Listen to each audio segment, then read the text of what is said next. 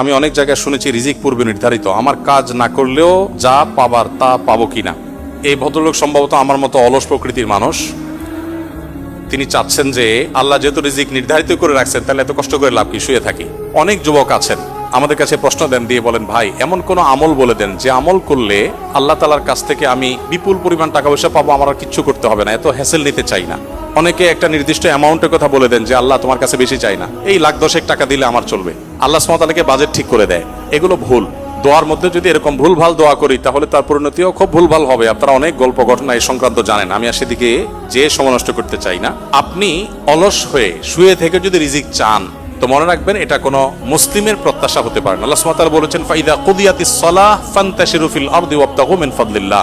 নামাজ যখন শেষ হয় আল্লাহ বলেছেন মসজিদ থেকে বের হও, ছড়িয়ে পড়ো আল্লাহর জমিনে এবং হালাল উপার্জনের জন্য বেরিয়ে পড়ো এবং হালাল উপার্জন আহরণ করে নিয়ে আসো। অতএব মুসলমান পরিশ্রম করবেন, উপার্জনের জন্য চেষ্টা করবেন, এটাই কিন্তু ইসলাম বলে। বিদায় সেই জায়গা থেকে একজন মুসলমান অলস হবে না। নবী সাল্লাল্লাহু আলাইহি ওয়াসাল্লাম দোয়া করেছেন, আল্লাহ আপনার কাছে অলসতা থেকে আমি পানা চাই। আমরা দোয়া করবো আল্লাহর কাছে। এবং সেই সাথে আরেকটি কথা বলতে হবে, তা হলো যারা মনে করেন যে বসে বসে শুয়ে শুয়ে খাবো, এরকম কোনো ব্যবস্থা হলে ভালো হতো, তারা মূলত একটা প্যারালাইজড মানুষের একটা লাইফ চাচ্ছেন। কারণ এটা প্যারালাইসিস রোগীর কাজ যে সে শুয়ে থাকবে আর সব রেডি করে সবাই এনে দিবে। একজন সুস্থ স্বাভাবিক মানুষ কখন এটা প্রত্যাশা করতে পারে না। বাকি আপনার প্রশ্নের যে বিষয়টি আপনি ফোকাস করেছেন, বলেছেন যে রিজিক আল্লাহ তাআলা যেহেতু নির্ধারণ করে রাখছেন, আমার কিছু করার দরকার আছে কিনা। উত্তর হলো, যদি আপনার রিজিকে খুব বেশি কিছু বরাদ্দ না থাকে তাহলে আপনি অলস হবেন এবং আপনার মাথায় এরকম চিন্তা আসবে, আপনি বসে থাকবেন আর রিজিক আসবে না।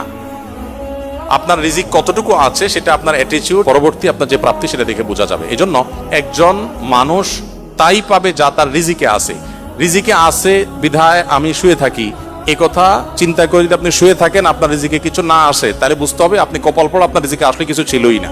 আর যদি আপনি পরিশ্রমী হন, পরিশ্রম করেন এবং ভালো কিছু পান, তাহলে বুঝতে হবে যে আপনার রিজিকে এটাই ছিল। মনে রাখবেন, হবে সেটাই যেটা আমাদের রিজিকে আছে।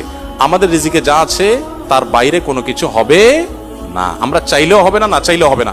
বহু মানুষ আপনার চাইতে অনেক বেশি পরিশ্রম করেছে। ঢাকা শহরে অনেকে গল্প দেয় যে আমি অনেক কষ্ট করেছি জীবনে, আজ এ পর্যন্ত আমি এসেছি, এরকম অনেকে বলে।